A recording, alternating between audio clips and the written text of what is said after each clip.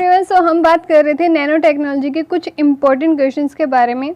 Last video में हमने topic के ओवरऑल डेफिनेशन से रिलेटेड, मतलब ऊपर से टॉपिक के जो भी एमसीक्यू पूछे जा सकते हैं वो हमने डील किए थे। आज हम बात करने वाले हैं टॉपिक्स के अंदर से कैसे क्वेश्चन पूछे जा सकते हैं। सो आज की वीडियो हमारी और ज़्यादा इंपॉर्टेंट होने वाली है। सो बिना टाइम वेस्ट किए स्टार्ट करते हैं आज के लेक्चर को। सबसे फर्स्ट क्वेश्चन है हमारे पास, what's the process in top down fabrication method. Last video में हमने बात की थी कि अगर आपको किसी भी पार्टिकल को सिंथेसाइज करना है, नैनो पार्टिकल को, तो हम क्या क्या यूज़ करते हैं, top down and bottom up approach. ठीक है, ये दोनों चीज़ें हमने डील की थी कल। अभी ये पूछ रहा है कि आपके जो टॉप डाउन फैब्रिकेशन मेथड है इसके अंदर एग्जैक्टली प्रोसेस क्या यूज़ होता है। ऑप्शन है हमारे पास, आप क्या करते हो, nano particle to powder, powder to bulk, या फिर powder to bulk, bulk to nano particle, यानी कि इन्हीं का इंटरमिक्स देके हमें ऑप्शन दिए हुए हैं। सबसे पहले समझते हैं कि भाई टॉप डाउन के अंदर होता क्या है। अभी जैसा कि नाम सजेस्ट कर रहा है टॉप डाउन, यानी कि वो चीज़ पहले किस पे थी, टॉप पे थी।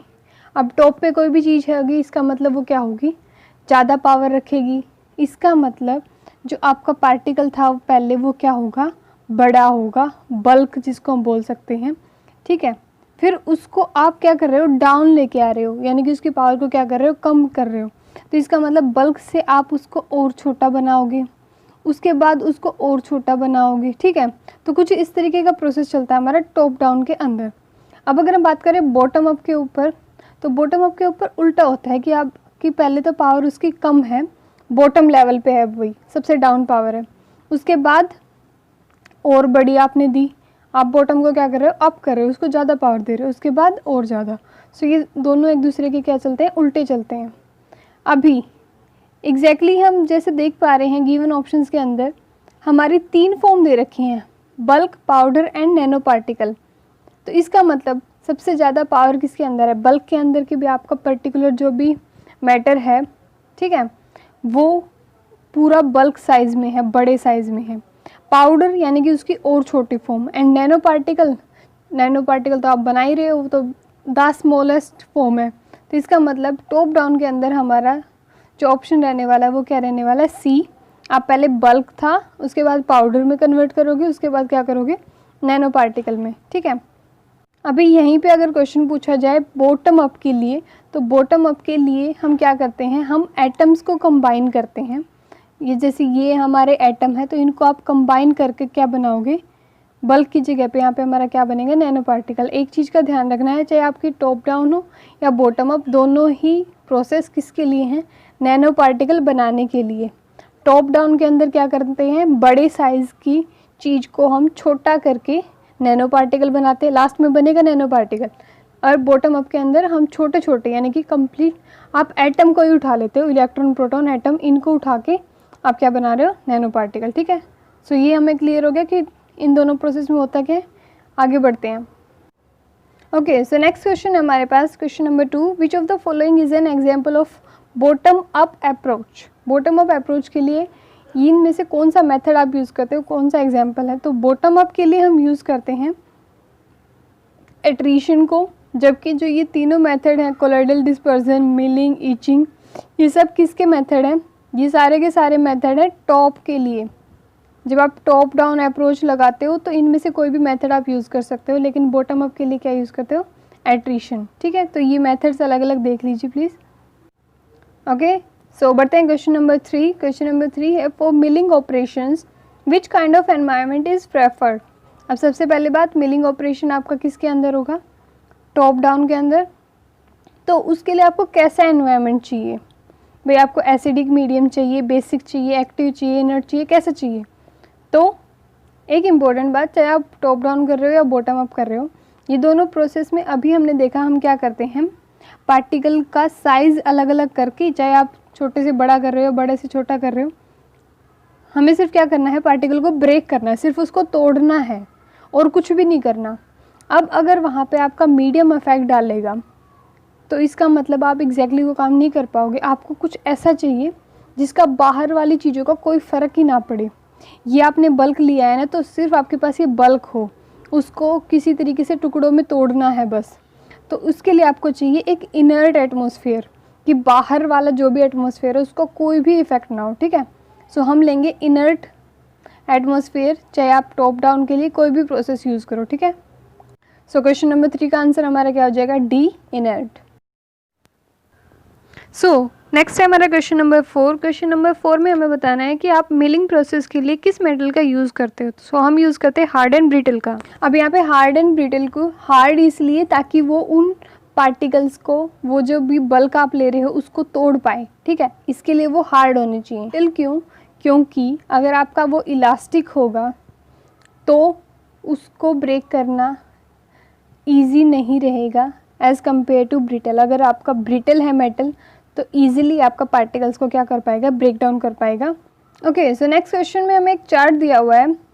चार्ट में प्रोसेस कैसे चल रहा है, सबसे पहले आप वाटर प्रिपेयर कर रहे हो, ठीक है, उसके बाद आपने फोटोरेसिस्ट लगाया, फिर उसको यूवी रेडिएशन से एक्सपोज किया, उसके बाद आपने रिमूव किया यूवी रेडिएशंस को एंड डिटैच किया किसको, एक्सपोज्ड ऑक्साइड को, फिर उसके बाद आपने जो भी फोटोरेसिस्ट बचा हुआ था उसको भी रिमूव कर दिया। तो ये प्रोसेस क्या चल रहा है, हो क्या रहा है ये, तो एक्चुअली ये प्रोसेस होता है हमारा माइक्रो फैब्रिकेशन। माइक्रो फैब्रिकेशन के अंदर हमें क्या करना होता है, सबसे पहले आपका काम होता है, मतलब माइक्रो फैब्रिकेशन की ज़्यादा डिटेल में जाने की ज़रूरत नहीं, हमें सिर्फ ये पता करना है कि आप सबसे पहले उसमें वाटर प्रिपेयर करते हो, उसके बाद काम किसका होता है, फोटोरेसिस्ट एंड यूवी रेडिएशंस का, ठीक है। तो ये तीनों चीज़ें जहाँ पे भी आ जाएं प्रोसेस में, इसका मतलब किस प्रोसेस की बात हो रही है, माइक्रो फैब्रिकेशन की। Okay okay, so next question हमारे पास क्वेश्चन नंबर 6।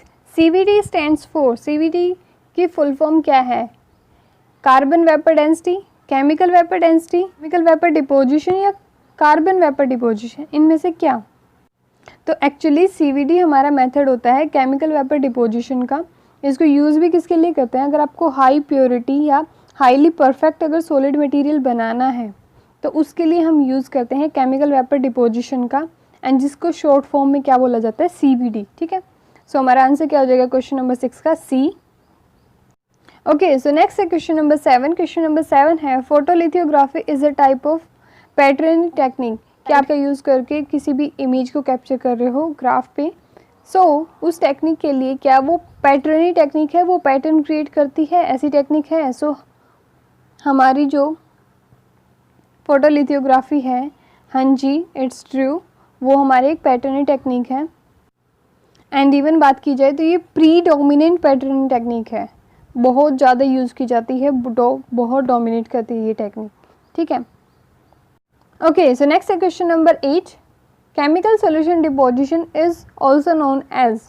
आप इनमें से किस मटेरियल को या किस पर्टिकुलर प्रोसेस को केमिकल सॉल्यूशन डिपोजिशन के नाम से जानते हो। एक्चुअली इसका मेन यूज़ क्या होता है, सबसे पहले ये प्राइमरली यूज़ किया जाता है फैब्रिकेशन के लिए, ठीक है। आपको फैब्रिकेट करना है किसी भी पार्टिकल को तो उसके लिए हम यूज़ करते हैं केमिकल सॉल्यूशन डिपोजिशन। एंड इसमें हम बेसिकली यूज़ करते आ रहे हैं सोल जेल का काफ़ी टाइम से। एंड ये यूज़ भी क्यों करते हैं, क्योंकि ये इनिशियली स्टार्ट होता है केमिकल सॉल्यूशन से, भी इसका सॉल्यूशन होता है, और जो कि काम किसका करता है, बाद में प्रीकर्सर का काम करता है। प्रीकर्सर क्या होता है, जो किसी भी मटेरियल को नेक्स्ट जो मटेरियल बनने वाला है उसको बनने में हेल्प करे, उसको फॉर्म कराने में हेल्प करे। सोल जेल के अंदर अच्छा प्रीकर्सर होता है जिसकी वजह से वो क्या कर पाता है, नेक्स्ट पार्टिकल्स को फॉर्म कर पाता है। ओके, सो नेक्स्ट है क्वेश्चन नंबर 9। इसमें हमसे पूछ ही लिया कि प्रीकर्सर क्या यूज़ होता है सोल जेल के अंदर, कि भी टिपिकल प्रीकर्सर क्या है। हमारा सोल जेल के अंदर गिवन ऑप्शंस में से metal oxide, dioxide, alkoxide and fluorides, इनमें से यूज़ किया जाता है हमारा मेटल ऑक्साइड। लेकिन एक और प्रीकर्सर होता है इसके अंदर, वो क्या होता है, वो होता है हमारा मेटल क्लोराइड, ठीक है। इस चीज़ का भी ध्यान रखना, इन केस आगे ऑप्शंस में कहीं मेटल क्लोराइड मिले तो metal chloride and metal oxide दोनों ही प्रीकर्सर हमारे यूज़ होते हैं सोल जेल के अंदर। अब ये होते क्या है, इनका काम क्या होता है, ये बेसिक सबसे पहले हमारे ये जो मेटल ऑक्साइड है, मेटल क्लोराइड है, इनका क्या बनता है, बेसिकली कोलोइडल सॉल्यूशन बनता है सबसे पहले, या कोलोइडल सस्पेंशन जिसको हम बोल सकते हैं, ठीक है। उसके बाद उसको हम हाइड्रोलिसिस करते हैं, जिसके बाद हमारा क्या होता है, पार्टिकल फॉर्म होता है, ठीक है। ओके, सो नेक्स्ट है the following is a bottom up process. सबसे पहले हमारे पास प्रीकर्सर है, जैसे मेटल ऑक्साइड या मेटल क्लोराइड अभी हमने बात की। उसके बाद आप सोल से पास करा रहे हो, देन आपका जेल बन रहा है, देन आपका क्या बन रहा है, एरोजेल बन रहा है। तो हाँ, ये बॉटम अप प्रोसेस है। कैसे? क्योंकि लास्ट में आपका जो बन रहा है ये बन रहा है आपका नैनो पार्टिकल, एंड उससे पहले क्या थे, छोटे छोटे पार्टिकल हैं, फिर और कंबाइन हुए, आपस में और कंबाइन हुए, बाद में क्या बन गए, नैनो पार्टिकल। वही हमने ऊपर बात की थी कि बॉटम अप के अंदर क्या होता है, आपके बिल्कुल छोटे छोटे माइनर पार्टिकल लेके बाद में क्या बन जाते हैं, nano particle. So yes, it is a bottom up process. So next question हमारे पास question number 11, that is particles of ZrO2, Y2O2 and nano whiskers have been produced by. अब इन पार्टिकल्स को प्रोड्यूस करने के लिए, इन नैनो पार्टिकल्स के लिए आप किसको यूज़ करते हो, सोल जेल का, CVC, प्लाज्मा स्पेयरिंग या लेज़र पैरालिसिस। सो इसके लिए हम यूज़ करते हैं केमिकल वेपर कंडेंसेशन प्रोसेस का, ठीक है, क्योंकि अलग अलग पार्टिकल के लिए अलग अलग टेक्निक होती है। सोल जेल का हम अलग से यूज़ करते हैं, लेकिन अगर हमें पर्टिकुलरली सिर्फ इन्हीं पार्टिकल को प्रोड्यूस करना है तो हम किसका यूज़ करते हैं, CVC, केमिकल वेपर कंडेंसेशन इसकी फुल फॉर्म है, ठीक है। So answer is option B. Okay, so next है question number 12, which gas serve as buffer gas in laser ablation. जो लेज़र एब्लेशन है ये कोई पर्टिकुलर लेज़र में नहीं चला गया ये क्वेश्चन नैनो टेक्नोलॉजी का ही है, एंड ये एक प्रोसेस होता है पार्टिकल्स को फैब्रिकेट करने का, सिंथेसाइज करने का, नैनो पार्टिकल्स को ही।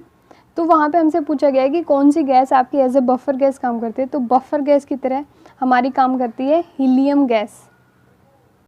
सो answer is option C. Okay, so next है question number 13, which is when semiconductor are reduced to nanometres they become more conductors. अगर आप क्या कर रहे हो भाई, आपने सेमीकंडक्टर मटेरियल लिया, मान लें सिलिकॉन या जर्मेनियम, कोई भी आपने ले लिया, जैसे सपोज सिलिकॉन ही ले लिया, ठीक है, सेमीकंडक्टर है, उसको आपने नैनोमीटर्स में ब्रेक कर दिया, यानी कि उसका साइज़ क्या कर दिया, स्मॉल कर दिया। तो क्या वो प्योर कंडक्टर बनेंगे? एक्चुअली नहीं, बिल्कुल नहीं। जब आप क्या करते हो, सेमीकंडक्टर्स को ब्रेक करके स्मॉल पार्ट्स में डिवाइड कर देते हो, तो उसके बाद उनके पास इतनी स्पेसिंग नहीं बचती कि वो अपने इलेक्ट्रॉन्स को फ्रीली मूव करा पाएँ, जिसकी वजह से वो जो मूवमेंट थी वो ब्लॉक हो जाती है, एंड आपके कंडक्टर नहीं इंसुलेटर बन जाते हैं। सो अगर यहाँ पे कंडक्टर की जगह हमसे इंसुलेटर बोला गया होता तो हाँ वो ट्रू होता, क्योंकि जब जब आप सेमीकंडक्टर को ब्रेक करते हो नैनोमीटर्स के अंदर तो वो क्या बन जाते हैं, insulators. Okay, so next, nano crystal material synthesized by sol gel technique result in a foam like structure called.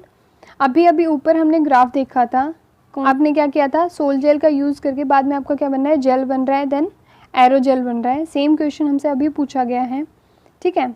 अभी हमने देखा सोल जेल टेक्निक का यूज़ करके जो आपका फोम लाइक स्ट्रक्चर बन रहा था वो हमारा क्या बन रहा था, एरोजेल बन रहा था। So answer will be option D. Okay, so next question number 15, which of the process of material was not described as nano technology. So nano technology के अंदर एक प्रोसेस का यूज़ नहीं होता है, वो क्या होता है, क्रिएशन, ठीक है। नेक्स्ट है question number 16, the carbon tubes have high conductivity. अभी ऊपर हमने एक क्वेश्चन पढ़ा था कि अगर आप सेमीकंडक्टर को रिड्यूस कर रहे हो नैनोमीटर्स के अंदर, यानी कि नैनो साइज में, तो वो क्या बन जाते हैं, इंसुलेटर बन जाते हैं, अभी हमने देखा था। लेकिन एक एक्सेप्शन है हमारे पास, अगर आप ट्यूब बनाते हो नैनोमीटर्स के अंदर तो उनकी कंडक्टिविटी हाई हो जाती है। मतलब एज अ स्मॉल एक्सेप्शन है ये कि कार्बन जो नैनो ट्यूब्स हैं उनकी क्या हो जाती है, कंडक्टिविटी हाई हो जाती है जब आप उसको नैनोमीटर्स के अंदर या नैनो ट्यूब बनाते हो उससे, ठीक है। So answer will be option A, that is true. अब ऐसा होता क्यों है कि भाई आपके कार्बन की कंडक्टिविटी इंक्रीज़ हो रही है नैनो साइज के अंदर। सो एक्चुअली इसके अंदर कुछ डिफेक्ट्स होते हैं कार्बन के अंदर, एंड इन डिफेक्ट्स की वजह से वो क्या करते हैं, स्कैटर कर देती है हमारे इलेक्ट्रॉन को, एंड जिसकी वजह से वो क्या करती है, लेस रेजिस्टेंस प्रोवाइड करना शुरू कर देती है, एंड ऑटोमेटिकली हमारी कंडक्टिविटी तो बढ़ी जाएगी अगर आपका रेजिस्टेंस कम होगा तो, ठीक है। नेक्स्ट है question number 17, carbon nano tubes display magneto resistance at low temperature. अब सबसे पहली बात, मैग्नेटो रेजिस्टेंस क्या होता है। मैग्नेटो रेजिस्टेंस मतलब अगर आपके मटेरियल के ऊपर आप मैग्नेटिक फील्ड अप्लाई कर रहे हो तो मैग्नेटिक फील्ड अप्लाई करने की वजह से वो क्या करेगा, रेजिस्टेंस को शो करेगा। कि भी आपकी पहले रेजिस्टेंस शो नहीं हो रहा था, मतलब पर्टिकुलर जो उसका था वो था, लेकिन आपने मैग्नेटिक फील्ड लगाई तो उसका रेजिस्टेंस चेंज हुआ, या इंक्रीज़ हुआ, डिक्रीज़ हुआ, कुछ भी हो सकता है, लेकिन चेंज होगा। सो हमसे पूछा गया कि जो कार्बन की नैनो ट्यूब्स हैं वो लो टेम्परेचर के ऊपर मैग्नेटिक रेजिस्टेंस शो करती हैं या नहीं।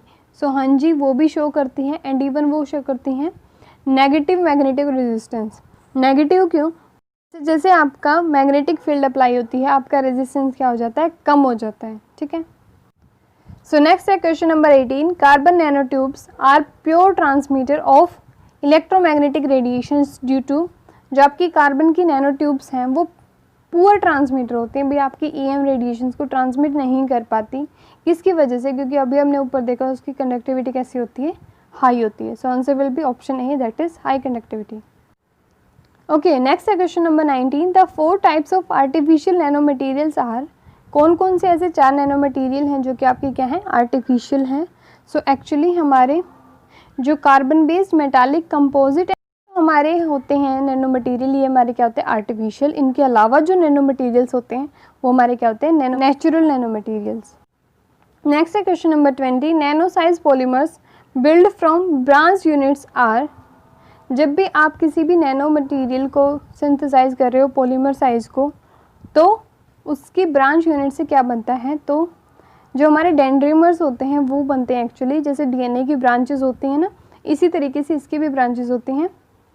जबकि ऊपर हमने देख लिया ये क्या है, एक तरीके का आर्टिफिशियल नैनो मटेरियल है, ठीक है। So answer will be option A. So ये थे हमारे कुछ क्वेश्चंस नैनो टेक्नोलॉजी से रिलेटेड। सो मिलते हैं नेक्स्ट वीडियो के अंदर कुछ और क्वेश्चंस के साथ। तब तक के लिए bye bye, take care, thank you very much.